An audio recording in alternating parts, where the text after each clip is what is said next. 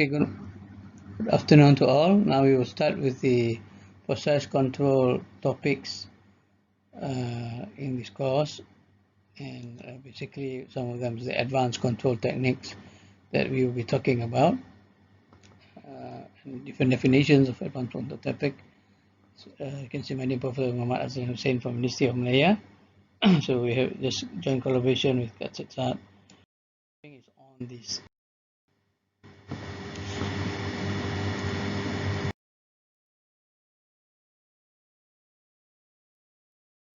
Okay, the studies so far have shown that 40% of process loops at the moment in industries are underperforming, which means the process loops that have been using the conventional control, some of them are underperforming, basically not up to the best optimality. It may be performing, but it's not optimal. It's not the best that can be achieved. So, and millions of dollars are lost due to this process variability and non-optimal control performance of these systems. Definitely at its peak, lots of in nature,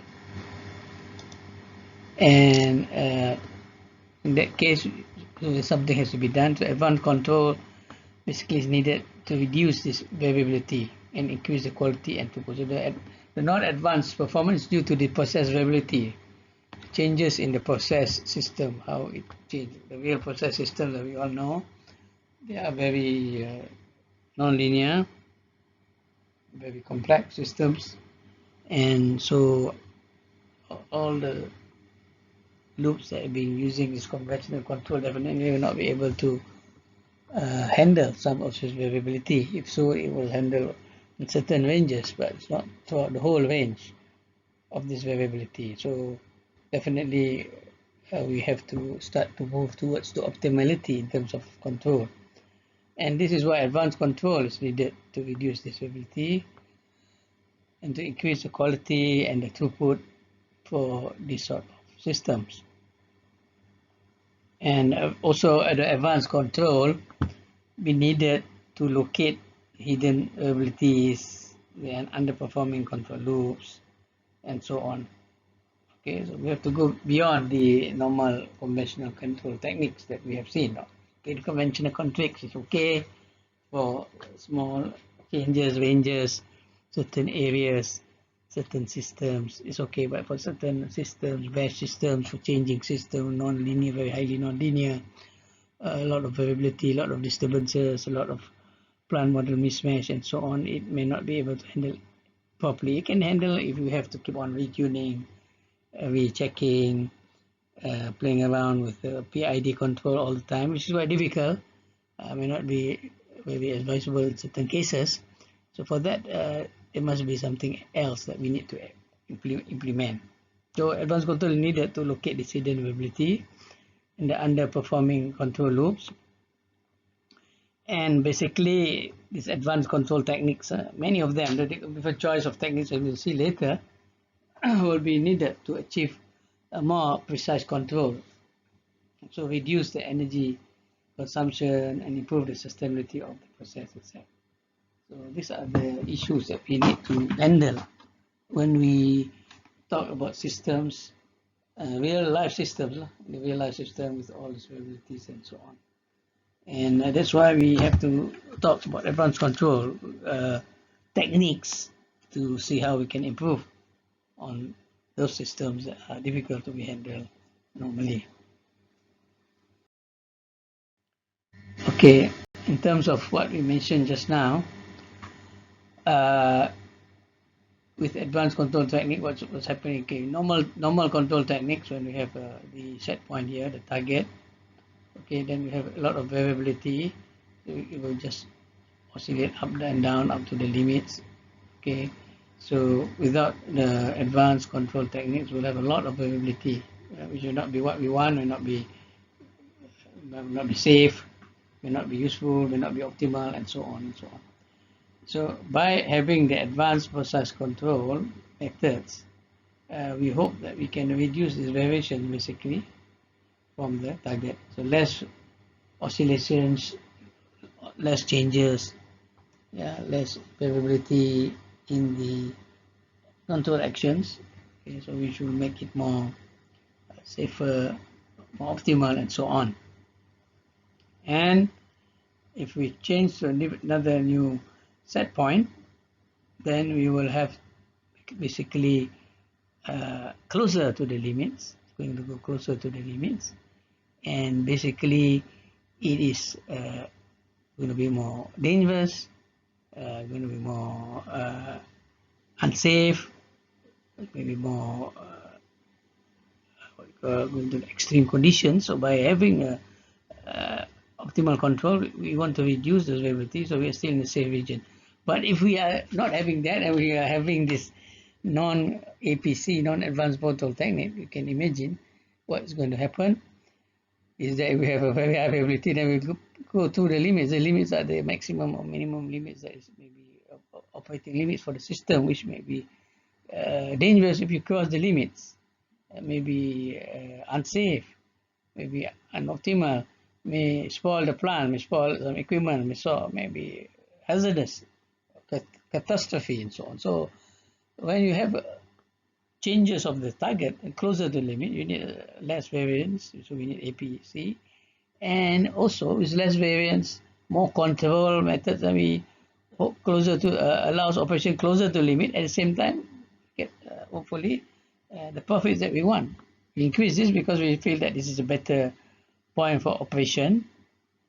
Okay, so we can get more profit. So we move to this region. But if we do not have a good controller to be able to handle this situation, then we are going to be very dangerous for us to change the set point. So without the advanced control unit, we are not able to change the set point. We'll be here forever, not non-profitable, non-optimized, and we can go nowhere. But by having a better control system, okay, we change a new set point.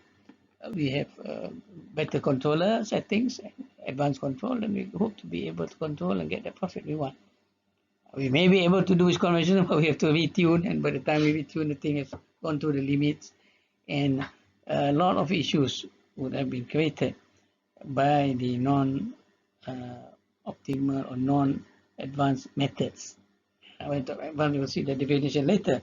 So this is why advanced control is basically a must for this sort of system, the complex system, non-linear system, and system where we start moving our operating region to close to the optimal limits, and so on. Again, another way of looking at it. Okay, these are the limit points. Okay, for delta T, delta P, the pressure, quality, the temperature. So this is the normal operating region. So without the advanced control, we cannot move too close to the optimal because we are afraid of the variability goes beyond the limits and not safe, and so on, as we said before. So it's very constrained, a very small operating region, which is not desirable in most cases. But if we have advanced control, we are safe enough to go right to the limits of these variables, whatever they are, because we are confident that it will not go out of the limits. The systems will still be safe. The system will still be under control. The system will still be profitable. The system will still be what we have designed it for. So these are the many benefits that we will get when we implement this advanced control technique for most process control system or chemical process systems in the real life. So, okay, how do we define advanced control? Okay, and so far we've seen the conventional control and so on.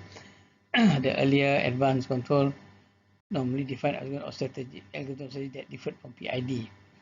PID that we studied so far using the P, the I, or the D, or the PI, or the D, with all the tuning constants for P, I, and D. Normally we call it as the conventional control methods. When we talk about conventional, normally we move towards the PID methods. PID, basic PID that you have studied with the four main elements, with the main PID controller and all the methods for tuning and so on that you have studied, is normally the conventional control method, conventional studies in terms of control, which is common in everywhere, in all books and in the real world also. They are still using the conventional control methods for most of the control system in the real world. Most of it. Now they're moving now to advanced control, but most of it have been uh, stuck with the PID method. So if they have advanced, is anything different, it's called advanced before, but that's not so accurate.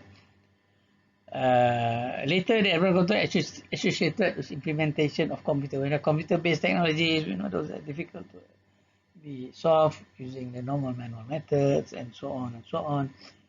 They will call it as advanced method uh, in the books, the textbooks and so on, which is another not so accurate way of looking at it and so on. And for academic, it's defined in so many different ways. For industries, it's defined in different ways. Yeah, advanced control, if you look at the different ways. Academic industries, academic more towards the theoretical part, academic more, the industry more towards implementation, how you implement it, and they decide in what category you want to call it, right? The conventional or the advanced methods and so on and so on. So it depends also on all these companies and so on. So what happening is that we like to have a better definition to really encompass the definition of advanced control. So advanced control comprehensive definition, what I would like to suggest is a controller or control strategies different from the conventional PID and or conventional control strategy. So it's either the controller is different or the strategy is different. And the way you hook it up in the block diagram, you hook up in the, so if it's different, then we can say it's considered as advanced. Okay, it could be the controller itself, it could be the technique itself. Sometimes the controller may be a PID, but the way it is hooked up, the technique hook up is it's not the normal conventional 4 element, one block diagram that you have studied and so on. So if it's not the normal way, then we would not call it as what you call conventional. We are on the advanced because it's not the same way. Although it's a simple one, but still advanced. So that's a better way of defining, okay, what is advanced control for both that will cover both the academic and the industrial uh, perception, perspective, and so on and so on. So, but under this technique, then you can still divide it further because of the different ways of computing it. Still can be defined under the classical advanced control or the modern advanced control. Classical, what the books normally define. Okay, and the modern one is what the anything that normally you don't find in the conventional books that teach about PIDs and so on. Right, so that's what we can define. So classical, sometimes we refer to as the cascade method. You find still in the books, the conventional control, the ratio control, feed forward, and the time delay compensator method. And so we can call it as classical, not so complex, but still a bit different from the PID and still a little bit more time consuming than the PID method in trying to compute it. Although it's like just a matter of extra loops, extra measurement, okay, different ways of connecting it in terms of the block diagram. And still model based, not PID, but but as long as it's different from either the control is different, let's say, or the strategy is different, we can call it advanced. But this is more classical, which is it's not so deeply theoretical or deeply computer intensive in terms of implementation and computation. So for that case, we will okay, again see the definition to be more clearly controller and or control strategies different from the conventional PID or the conventional control strategy that you have studied so far. Remember, whatever you studied so far will be categorized as conventional control strategy. So what we can see is that the advanced control, the classical advanced control, normally found in this like standard process control techniques. In the textbook, you still have this method, so that's still the classical advanced control methods, and also taught in many conventional control. So some of them are being taught in the conventional control courses. This one, they call it conventional, but under that they put under advanced. Basically, they call it like basically advanced conventional. But here we can see it's advanced control, but we define it now more towards the classical advanced control. So it's got related to what we defined in the book, but it is can be categorized now under advanced control methods. Okay, and normally these are extension to the classical techniques. So with multiple loops like the cascade, or more than one measurement, the ratio methods, just more than one measurement, but still extra normal, as different from the normal. So we can consider it as advanced. So as ratio. So the cascade and ratio are some of the normal extension to these classical methods that we have been taught before.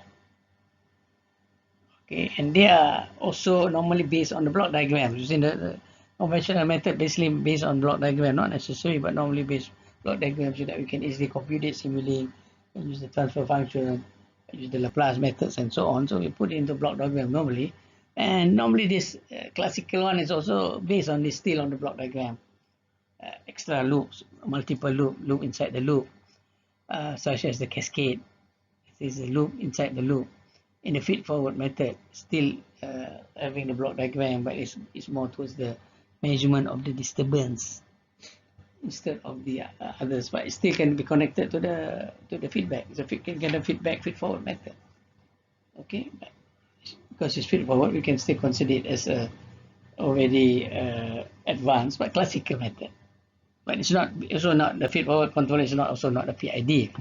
It's also model based. So that on that definition also it can be considered as advanced method because of different controller and a different what they call block diagram strategy.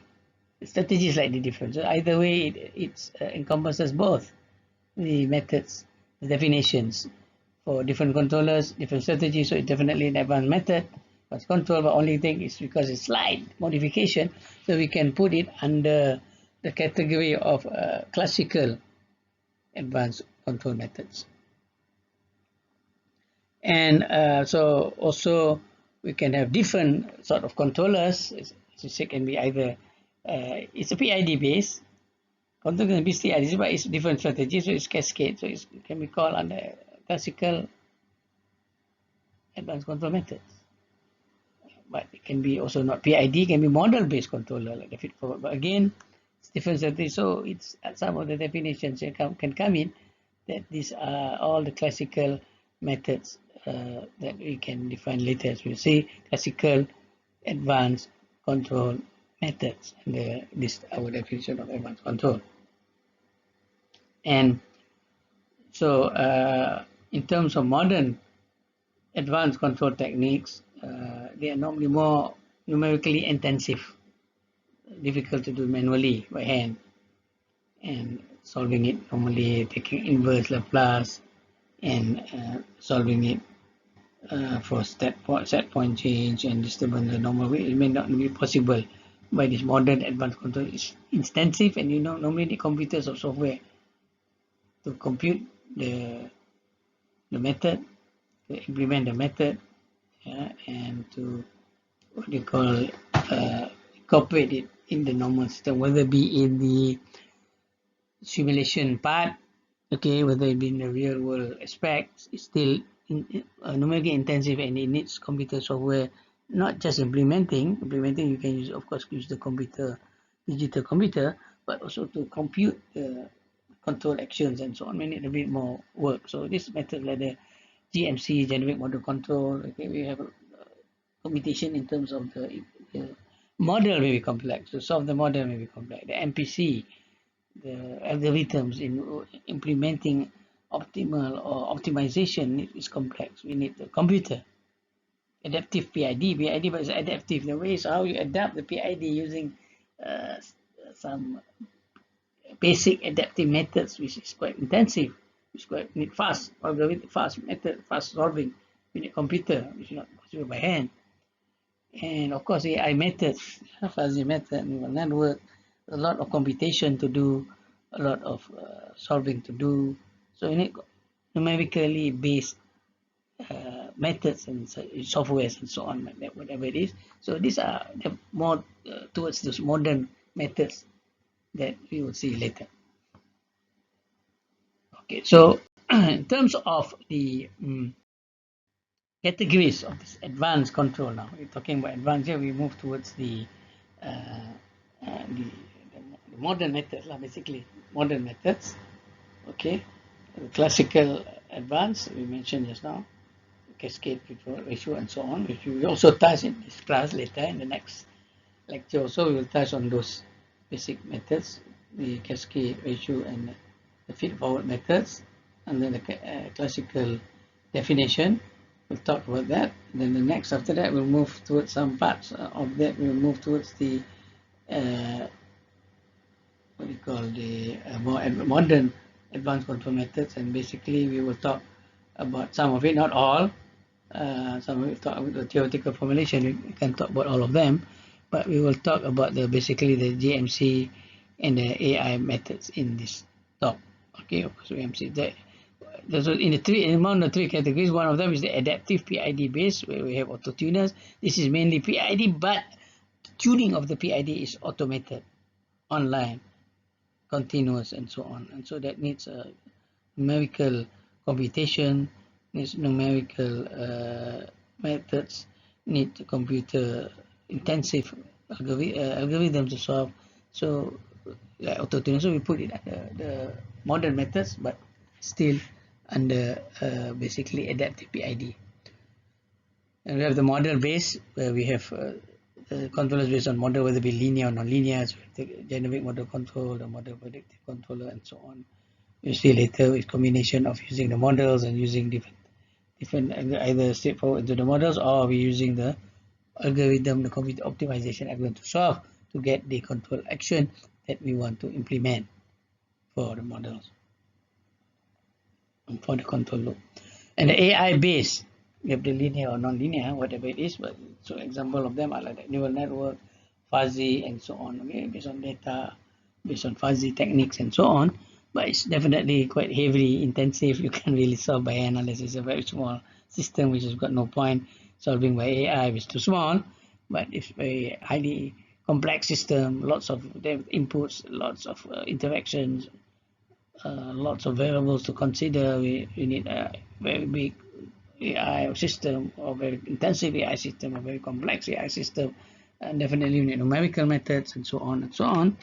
So definitely we need the computers, and this will come definitely, will put them into the category of the we call the modern control methods. So these are the modern control methods, mainly defined under modern because of its computational intensiveness and the way we compute them. As I said, maybe the controller, maybe PID, but the computational of the PID setting is not as simple as the normal way of tuning that we have studied, maybe. Okay. So in the first category of this PID based controller, so what in general, what is happening is that it's a procedure of tuning the PID done automatically using various methods. So all these different methods are different methods of auto tuning the PID. Okay, as we've seen before, PID you have to tune it, the most difficult part. And once you tune it, you can implement. But once there are changes in the system, definitely you have to retune it. So if you keep on retuning it manually, it will be very slow, will disturb the plant. It is going to be very effective and optimized. So we have to find ways of trying to tune it automatically online as the system goes. And so that needs some methods, some algorithms, which is we can say a bit complex and a bit more what you call challenging, which needs all these auto tuning methods and the more advanced control methods, which is defined as the modern advanced control methods. Okay, so different types we have different auto. These are basically already there. These are on the market. Okay, these are all systems that are already in the market and already being implemented by companies and so on, like the one with Honeywell, Emerson, Volkswagen, Yokogawa, and so on. But they are different, using different methods to auto-tune their controllers. For example, the Honeywell VDC3200, okay, it fits one of the small collections of transfer functions to the plant, and the tuning is based on this transfer function with some fuzzy logic overshoot subtraction. So this is how it is tuning the controller in the real system as you go on. So it's there, it's a physical system, but the way you tune it is done automatically, and you set all these things inside there, either using QTune 3 and so on, whatever. So these are already available in the market, and you can easily implement it once you have all the data that you need, that the system needs for implementing in the real world.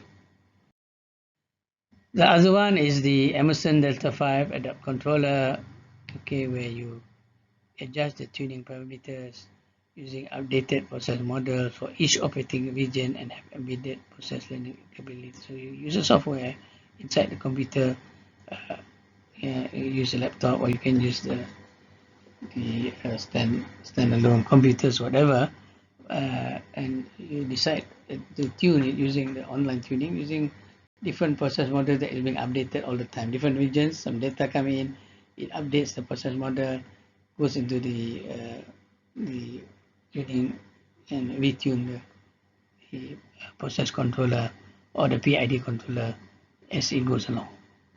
Okay, so this is quite popular method, popular system that has been used for PID setting, but using the updated PID settings all the time, so it comes under the modern advanced control. This one is a similar, also common system that find in the market. In the industry also people buy this. The Volkswagen exact controller, we call it, utilize error response curve with heuristics and pattern recognition steps to specify the control structure and tuning parameters. So inside there you have the auto tuning facilities using the heuristics and pattern recognition, partly like fuzzy, but it's simple fuzzy one. It's pattern recognition. It decides what sort of tuning it needs for the system. Okay, auto tuning. So, but you still can have the conventional. If you want the conventional, you want the normal, you can set it. But once you change to the auto tuning function, then it will start to do this method using error response curve with heuristic pattern and so on and so on. Okay, so this is some of the ways of doing the auto tuning for the. The other one is also a popular one, the Yokogawa. Yokogawa was all brands of the companies that produce this, and these are the type of controllers that they have as LPC, which basically they are auto-tune, can be auto-tuned lah. Basically, they are auto-tuners, we call it. It's based on first order plus the date time model to obtain the parameters, and based on minimizing the integral error index. So it's based on the model based on first order plus date time from the data that you collect, from the data that you feed in into the controller. Okay, you have the computer or whatever connected to the controller, or you can feed in data straight to the controller. So these data are fed in, they are computed, the first order plus date time model is computed, okay, based on the data, and based on the data then they will minimize the integral index error and keep on changing the tuning parameters until this integral error index is minimized, or basically goes supposed to go to zero or minimized. So that's where they will get the final tuning points for the controller, and that's the auto tuning function inside the system. Okay, so it's a continuous auto tuning, continuous changing of parameters that is being done by the system without you having to do the tuning. But you may have to fit in the data, you have to fit in some data You have to connect them to the process itself to get the measurements and so on, of course. But the tuning is being done automatically, and you will keep on adjusting as long as there's adjustment in the parameters of the plant. You will keep on adjusting to the tuning, new tuning methods that is being formulated for this. Another one is the Spirax Saco, another company brand that is producing controllers, the X75 controller. This one using standard techniques combined with some fuzzy logic rules. Okay, so they have some normal tuning method, but they combine with fuzzy logic, pattern recognition. You feed in the measurement again, and you will get the system to auto tune and get to the right controller setting to be able to implement the controller in the actual plant that is having the changes. If not changes, then you don't need the auto tuning, because the plant change, the disturbance comes in, all sorts of that. You need auto tuning or keep on tuning your parameters of the controller, and keep on making it efficient, and keep on making it follow the set point and so on. Okay, so that's under adaptive. Those are the different. So they are all basically based on hardware and already implemented. It's just the method of tunings are different. Retuning are different, and those aspects will normally quite intensive numerically, using optimization, using fuzzy rules, adaptive pattern recognition, using model adjustment, new models, keep on changing the first order, with also all those complex system that makes it difficult to be implemented. The second category of this advanced control method under the model methods are the model-based control. So you can see that their model-based can be either the model predictive controller method, okay, or the global linearizing controller method, the generic model controller, a sliding controller, or the inverse model controller. These are all basically based on model-based controller. The controller will need a model. You need a model, and for that you design your controllers. The most popular one is the MPC, very intensive, a lot of optimization method. Not go to detail in this course, because there's going to own its own one own subject. But we'll mention some of the strategies and the method of this MPC, because it's the most popular method at the moment for advanced control technique in the real world. Also, people are implementing the model predictive control methods because of its popularity and its robustness, and showing its capability in able to implement it online. Basically, under the MPC methods, what we can say is a background MPC. It's initiated at Shell Oil and other refineries during the very late 1970s, quite a long time ago. It's the most applied advanced control technique in the process industries. Okay, at the moment, even now, until now. And a majority of the applications, 67%, are in the refining and the petrochemicals, and the chemical and pulp and paper are the next areas that are going to be more popular. In fact, all areas now by now has been using all these MPC methods in the real world. And the models used are predominantly models developed through plant testing. Yes, so based on plant testing, you get the models of first order with date time or whatever model based on plant data, more than towards developing from first principle. If you have first principle, you have to readapt it because it changes with the data. So data is the most reliable method we use for online modeling. And this technology is used not only for multivariable control, but for most economic operation within constrained boundaries. So it's quite useful for multivariable and economic constraints, or economic operation with some constraints and so on. Because it's based on optimal method, and you can put it in the optimization strategy, whatever you need to get the controller working for this system and so on.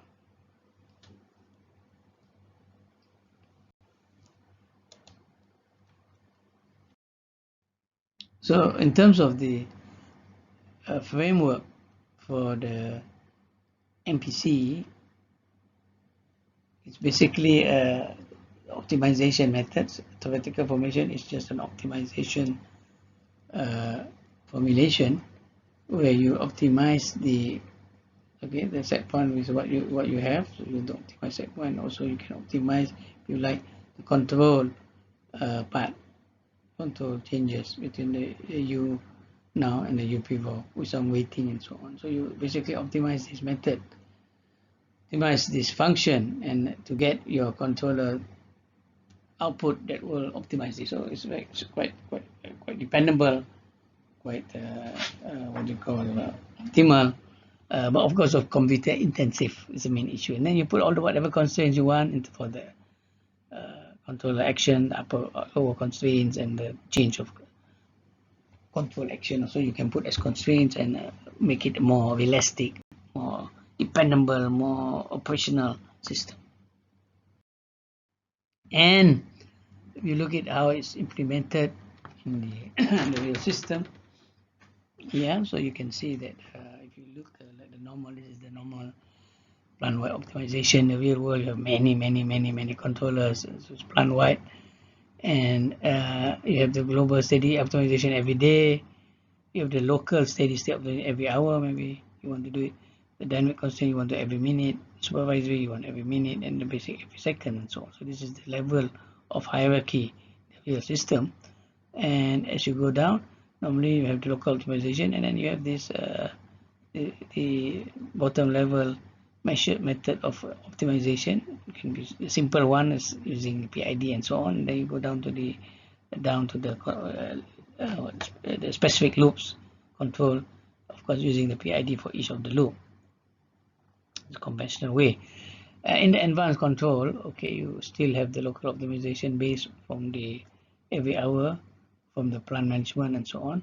But as it goes down, then here is where you can implement the model predictive control method under the supervisory control sort of thing. So basically where you set maybe the set point for you want for each of them, set under here, then run the system under whatever U that will give the set point that you want, or the optimal set strategy with set point that you want, so on. It will come up with the control inputs, and that will be distributed to all the different loops. Maybe not all loops, some loops, which one that you connected to this strategy will be implemented. So this is the operational strategy with MPC on the big hierarchy level that is always has been implemented before.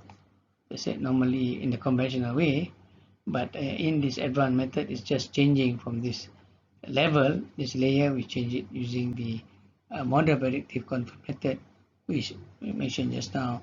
Utilize that formulation, yeah, the J from the optimized formulation, optimization formulation. That's how we decide on this here.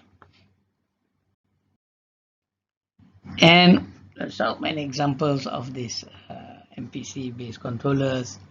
The first generation one, you have the dynamic metric controller, the IDCOM. From different researchers have done it and what do you call commercialized by different companies. It's the first and simple ones. As we go along, we have the second generation, the more non-linear systems, quadratic dynamic model controller, and so on. You have more complex system, you have more complex configuration for the optimization. We have the higher generation, the IDCOM-M, the PFC, having more constraints, putting more strength into the optimization as you go along. And the fourth generation, now we have the process perfecter, the DMC plus, Delta 5 predict, the MPC system, the profit controller, and the Pavilion 8, and so these are being used now in many companies, big oil companies and so on are using this for the system. And as I said, different techniques they use to get the model. Different systems use different techniques to get the model, okay, and different systems may use different techniques to optimize their models and so on. But the basic framework is the same. Okay, some may have a AI-based model, some may have data-based model, some may retune the models all the time. Okay, some have a PID structure and keep on changing the parameters and so on, different methods of doing it. But as I said, the framework is still the same, where they will use the optimization to come up with the control action that will optimize whatever they want to optimize, just the Y's or the U plus with the U's or your multi-variable, and as all these things are also multi-variable, there are many variables like we saw. It's not just one variable. The complexity comes from solving the thing, many variables to solve the temperature to optimize pressure to optimize the composition to optimize the fault loads. All that have to be optimized in one shot in the system. It will take some time. So these are normally done offline, means the models are already based on offline, then implemented into the system. You want to online optimization, you need to have a much faster way of optimization, which still being studied. Okay, so these are more like models based on offline models, put into the MPC, then implemented online. But if you come up with an online optimization and so on, you need more power to the computer being done, but you need to find a simpler way of optimizing. So you can, if not, it'll be difficult to implement it MPC online because of the time it would take to optimize, and the system are changing at the same time all the time. So it's quite what you call big challenge to be able to handle the changing systems at the same time, be able to optimize the variables of these changing systems and so on and so on. Yeah, so all these different methods are being done, and more work, more research are being done to try to solve them and to get better and better methods as we go. So these are the model predictive based control methods, and the others are categorized under GLC, GMC, sliding mode, and so on. There are similar patterns of them. We will talk later in our class of GMC, which is the most simpler method to be able to explain. But in terms of concept, most of them are using the same concept in trying to get the optimization of the controller based on the model. Okay, and formulate the controller from the model and come up with this.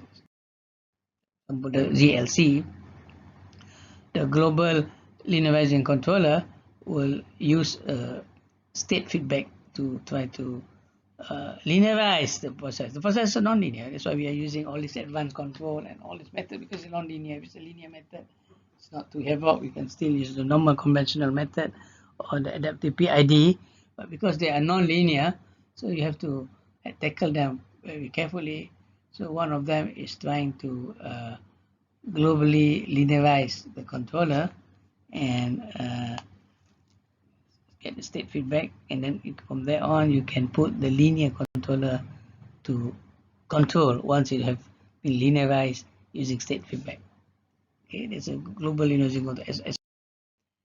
And the other GMC, the sliding mode, the inverse model controller is also other model-based controllers that have got similar pattern where you have the general non-linear plant model, x function of x plus gx, so it should be a gx here, g another function, and u, and the output in terms of x variables, with x in temperature, concentration, and so on. So these are function plus another function times u. So you can compute the u by just trying to linearize this, the Lie function we call it, linearize in this form, and so you get the u by linear. You cannot just move it this side, because this is you have to convert this, and once you linearize this, you may be able to convert it into method that you can easily put in, and you get in this form. Okay, the hx is here in the output form, and the v is external vector, external input you call it. So all the different controller methods differ in the formulation of the external input. So the different controller methods, definitely the way you formulate v will make it different names, GLC or GMC, and so on, depends on how you formulate your v and so on. Okay, and that will give you the different methods, different names, and so on. There's a slight modification in terms of here, this part. And in GMC, the external input is normally put in this form. K1 in terms of y, sp minus y, K2 in terms of integral. I will see later and it's very closely similar. It's not PID, it's similar, but it's very innovative idea, but simpler method of putting it in this form to get your control action, and from that we call it the GMC method. Because of this formulation, so it's called the GMC method that been used by many people also. So after we have got that this one called two methods, the adaptive PID and the model-based methods, and the modern advanced control methods, and we have the other one is the AI-based method, which is quite coming up strongly now, moving in slowly into the market. At the moment, AI means the fuzzy neural network and also genetic algorithms sometimes under AI and so on. And then you have new methods, heuristic methods, and all that can be classified under AI. So there are many new methods coming, the deep learning, the what you call the multi-layer, the multi-complex AI systems, and so on are coming under AI system. The more complex method, more deep methods, deep learning methods, optimized methods, and so on are different variants of these AI control methods. We also have the heuristics. Sometimes we put an AI, but basically it's a different method. The meta heuristics. This is a different method. It's possible, but not that to define. But most of them mainly so far those are for optimization model, but not for control. AI also can be used for the model. Some of the methods we see just the adaptive PID and so on, and the MPC they use AI method, but for the model, for the modeling, not for the control. This we are using the AI for controllers itself.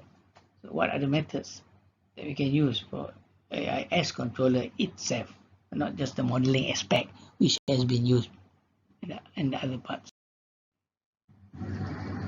So in terms of AI, normally we categorize them into the neural network based controller, okay, the neural network direct inverse controller, or the neural network inverse model controller, or the adaptive neural network IMC, adaptive neural network, and also in the internal model controller. So all the different variations of controllers can be used here for the neural network based controller methods if you are going to use it. And if you are using the fuzzy logic, normally simple two methods, the conventional fuzzy logic controller, you can use it, or you can use the adaptive fuzzy logic controller. Just like here we have the adaptive, we also have the adaptive fuzzy logic controller. There can also be methods that can be used under fuzzy logic methods. And then we also have categorized under AI, the genetic algorithm based controller. Okay, it's a genetic algorithm. It's an optimization method to design the controller system for your plant. So it's a genetic algorithm based controller system. For the neural network, it's coming basically from the brain technology, from the neurons. How one neurons communicate with another neurons, okay, to this what we call synapse and all these different connections, and then it's converted into the digital framework. So we have all this coming in neurons and collected and sent out to the next neuron structure. So these are the structure taken from here, modified, and to come up with what we call the artificial. This is the natural one, the natural neural network, the brain itself.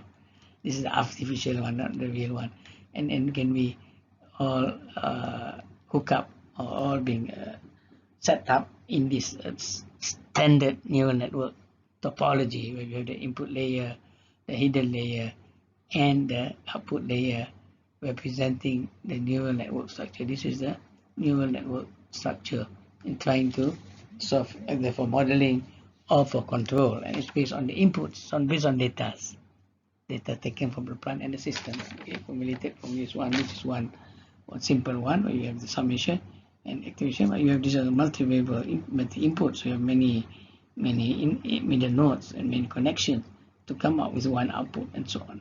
And you fill in normally just a block, like just the fill in the what is a hidden node and how many in the node, input node, how many output node. That's how you define normally for neural network design for systems and so on. As we'll see later in the class, we will talk about this. We design the neural network to get the controller system, or for modeling also it's the same thing, but yeah, neural network for controller system. Okay, this one is the basic neural network direct inverse controller, DIC we call it, standard, the most basic neural network controller. Yeah, this is the one. So where you have the neural network inverse model as the controller, it comes out with the output to the plant, and then you control the plant, and at the same time you feed the neural network with pass data. These are pass data from the plant and the pass data. The controller is the pass data from the output. This is a dynamic system, so you need pass values. It's not static, stay all the time, but because it's dynamic, it's changing with time. So you need to have the pass values. We call it the time delay values. Okay, time-based values and so on. You don't put time inside the thing, but you just, this will give you the time changes because of the dynamic nature, to make the neural network understand and access the controller. If you look, this is similar like the PID setting, where you have the PID controller, the valve. You still have a valve here to control the plant, and then you have measurement. It's just without that basic closed loop, but the closed loop, the measurements are coming from here. And basically, if you look at it, the inverse model is basically that controller that we, in the design PID, we have a control PID, but here the controller itself acts as the inverse model. So the plant with the inverse, this is the model, and the plant inverse model combined together will make its ideal controller setting, an ideal system. Okay, so that's how this concept is a very, very simple concept, but very theoretical, very straightforward. If it works, this ideal, whatever set point you want, you will get the Y here exactly. Follows nicely, yeah. We have implemented this in our plan, so we can have either the neural network inverse control state as well, as you see before, or you can add a model here, so we call neural network inverse model control strategy, and feedback with a model here. Or you want to have adaptation of the neural network, then we have an adaptive neural network. So all this can be set up in the plan, in the software. We can choose, click which one we want, and implement the controllers either based on neural network direct inverse, or the neural network inverse model control strategy, or the adaptive method control strategy to become the controller in the whole system here. This is the main system here. Okay, this is acting. For this case, it's like a cascade where you have the primary controller, and this is secondary controller, which is the PID controlling the system here. Okay, this is the system outside. It's controlling, but at the same time, the advanced control of this neural network, IMC or DIC, becomes like the primary controller and a cascade loop sort of thing. So you can choose which one you want. Okay, you can use the neural network also, but it's not, maybe not necessary for the inner loop. You can use the PID, but what you want is the primary controller, the setting of the set point and so on can be done by the AI system, which can be more something reliable, and also can be more what they call more advanced in many cases in deciding the primary controller settings. Okay, this is controlling the temperature 50. We've got 50.3 slide off. Here we run through and implement whatever controller you want. You can just click and implement the direct one, the IMC, or the adaptive. So 3 different strategies, loops, and so on. Again, that's online. This is online. It's running to control the system, and it's an online system. So very useful, very practical, very potential for the. So that concept of neural network is based on, as I said, is on the brain technology, and so on. And now the other one is the fuzzy logic control. Okay, what's the concept of fuzzy logic? Is basically like how the human beings will think lah. When you are as a human being, when you want to control the amount of, say, the in this case, you want to control this boiler or burner, whatever you want. Okay, you want to control the amount of heating, amount of flame here. So you have to control the air, how much air is being inserted into here to control the flame. Okay, so how you want to decide how much air to put in, or how much what do you call the oxidizing material to put in. It depends on how much the temperature of the system. You fix a certain temperature. If temperature goes high, surely you want to reduce here. If the temperature drops, surely you want to increase here. So you, based on a human operator, human logic, you will decide control action based on whatever temperature is here. The human way thinks if it's too high, you slowly decrease this one. If it's too low, you have to start increasing, and that is the fuzzy logic concept that you want to implement it automatically. The machine will do this thinking. How the human thinks, they're going to be taken over by the fuzzy logic methodology. So this is a fuzzy logic concept, very powerful, very human-based, very natural, and so on. But it takes some time to compute because it's advanced. So again, here the rules with if gauge not too hot, then valve is open. If gauge hot, then valve is half open. If it's very hot, then valve is closed. This is the sort of thing the human being will think, and these are the fuzzy logic rules that we need to develop that will make the strong fuzzy logic controller. The more you have these rules, the better. The more refined it is to the smallest detail, and you get better rules. More rules, the better your controller. Take longer time, but it's still more feasible, more practical, and so on. This is how you decide. So your fuzzy logic concept is to be based on the rules and based on your rules. How you get these rules based on actual implementation, on your knowledge, on the experimentation that you have done, on data that you have done. All this you can come up with the rules that is complex, comprehensive, that will make the controller better and more dependable as compared to the other types of controllers that we have in the market.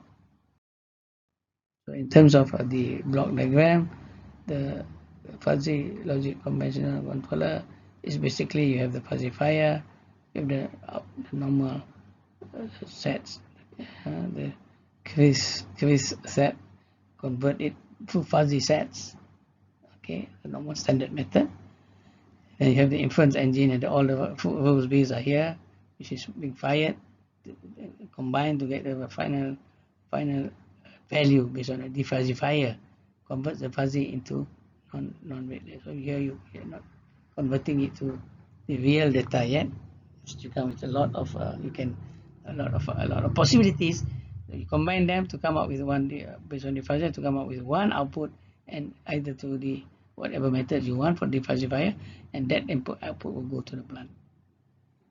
Okay, so that's a very what you call practical technique and very useful technique. So all this is being done by the fuzzy logic controller, but it's all in software. All in base. It's a matter of how you do the fuzzifying and how much rule base you set up, which method you use. That will decide how good your fuzzy logic will perform. But the computation and all that is done in the software. It's not a big issue, just like neural networks, all in the software. But you have to make the decision. The software cannot make decision. Software cannot be allowed to just use you can say the default. There's no such thing. You have to decide for each case different fuzzifier, different rules, different balance, different fuzzifier methods.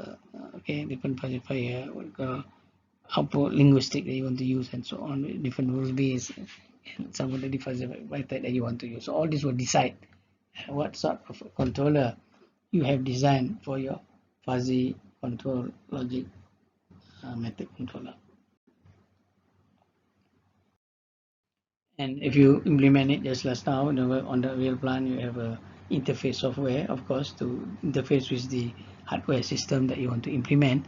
So you have to put this interface. It's just a matter of having the fuzzy logic controller, whether you want the conventional or the self-regulating, means the adaptive method that will keep on adapting the fuzzy logic rules to get the right controller that you want for the system, and you can just implement it based on this sort of thing. So, but you still have to know, as I said, the method of how the fuzzy logic is being run, so that you can decide the rule base, decide the optimization method, decide the speed of response, and also you have to make some decision on that. I cannot just allow, as I said, the software to decide for you. It will not just work, but you have to make some decision. So this is the interface. It's called the Favregon interface to the hardware. The fuzzy logic can be computed to MATLAB, so you can interface MATLAB with this Favregon interface, either to straight direct or to the to the Visual Basic platform and so on to design a fuzzy logic controller and get the system running. So this is the conventional fuzzy logic controller that we have implemented it. And finally, we have also what we call the under the AI system and the implementation for under AI system, we can also design the genetic algorithm controller, again based on the biological way of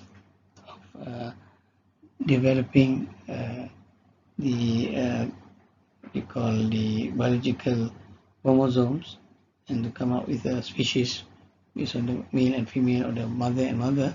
So how it goes about developing the final genetic operation. So this is how the genetic algorithm is based.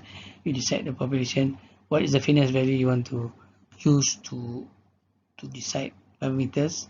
Normally the normal optimization function. Okay, the requirements, what is available, you square it and optimize it. Okay, using the normal standard one. And from there you decide the selection, the crossover mutation for all the genetic operators. In this case, all the variables you're talking about, what are the variables you want, their values and so on. Method of selection, crossover mutation, keep on playing around here, and then you check the effect evaluation of the fitness. Okay, the example what you want or not, and if it's okay, then you stop at it and get the final. If not okay, then you keep on changing the selection crossover mutation action, so that you get what you want and decide get the best controller for your system using the genetic based algorithm method, which is I would say slowly becoming popular. Okay, again online it may take some doing because you need to optimize this online, but it's possible, it's feasible. But in terms of academic work, it's quite useful method has been done for, in this case, controller, but also for model system and model parameter automation is being done quite extensively already by many people on this work. So again, it's a software that you can interface to the pilot plant. All those three just now, the neural network, the fuzzy, and it is being interfaced to a pilot plant reactor that we have, control the temperature using steam, what we call simulated steam. So you check what parameters you want or the values you want, okay, the initial values, which one do you want it to mutate and cross over and so on. So you have to set it up in your this one in the software, set it up so that you can decide, okay, what sort of method you want to run the genetic algorithm to solve. So these are the, again, interface software that we use. And so basically that's the basic definition of what advanced control is all about. Okay, and as I said just now, it's either change indifferent from the controller or from the strategy that makes it advanced method. Okay, either different from what? Different from the PID lah. PID is our standard, our base mark, the conventional method that you got in terms of controller, PID controller, or the PID strategy. That's the base mark. So anything that is slightly different, okay, so we will put it under the advanced control method. And under the advanced control method, as I've shown you before, we can divide it into the classical that we have seen many times, or many books have shown it. The classical methods like the cascade, ratio, okay, feed forward. Or we have the modern advanced control methods like the MPC, yes, the GMC, advanced neural network, fuzzy logic, and the AI methods, okay, genetic and so on, okay, and other maybe methods that is coming up, okay, all this deep learning and so on. But all that can become under the the modern advanced control, because we need computational power, computational intensive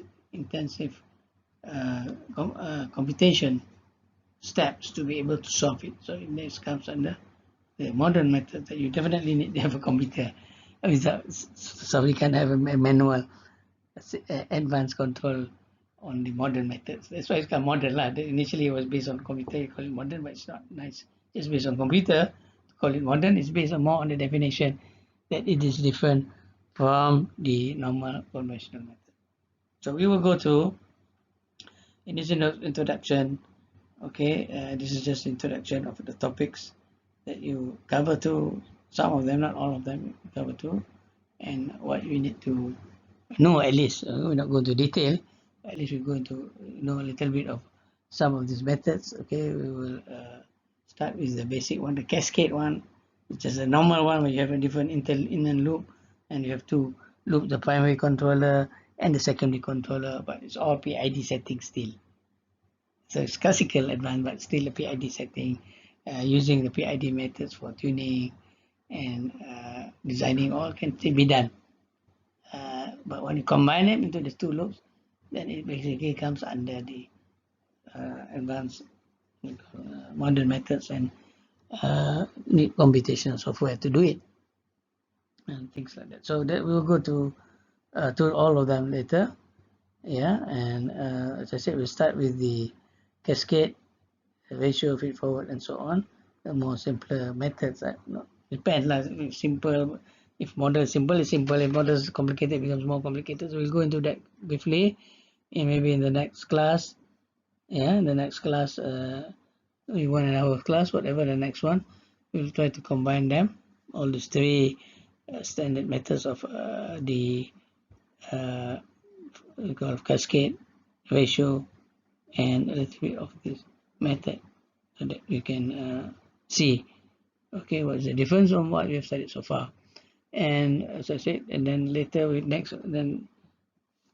week we'll go into the more advanced artificial intelligence, neural network, and the fuzzy logic, and so on. So again, these are introduction. These are detailed methods that we cannot just go detail in 2 or 3 classes.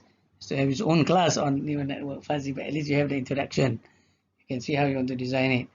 Okay, especially when you go implement in the simulation, you have the software. You can have the software to use it.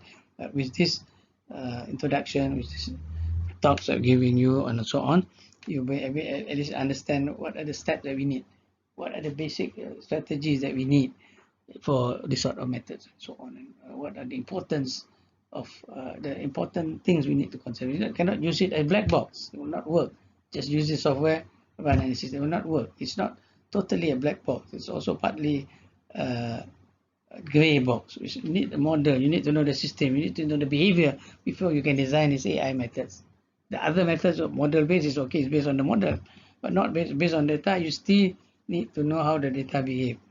The linear or non-linear, complex, non-complex, okay, how dynamics or steady state, and so on. That will design your controller. If you do not know that, you'll be designing a very black box, which may not be very sensitive, may not be robust, may not work all the time, and it's not going to be useful to be implemented in the real world in industries.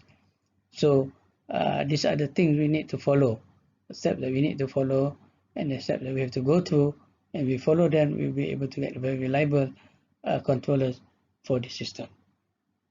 Okay, the one that we have, as I said, model, we can implement them, put them in the GMC methods or the MPC methods. It's just a method of solving the optimization that will be complex for the MPC and so on. But the challenge is in the model, getting the good model that can be implemented. Once you get a good model, you get a good implementation of the system for the MPC and the GMC also. All the model based depend on the model. The model is no good, the whole thing become no good. Model is good, the whole system become good. But the AI better model system basically based more on data. Data has to be good to get a good AI system. Data is no good, the AI will not work very well. So that again is based on database. The model is used to generate data for the simulation. For the real world, you get data from the experiment itself or the plant itself. But once you get a good database, you can develop a good AI system, and that will be the system will become a controller, good controller. It's a model, but as you said, if you say the inverse model is the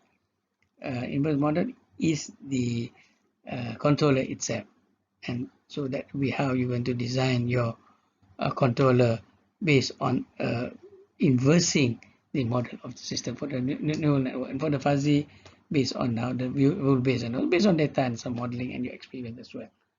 And again, genetic algorithm also based on your experience, knowledge of the system, knowledge of the model. So you need somehow the knowledge of the system, whether through modeling or data or through your experience, to be able to design these systems and so on. Okay, so we'll go ahead from next week. Not next week, the next class we'll go into more details on this sort of thing. Okay, so thank you very much for your time. If anything, we'll discuss later on these topics.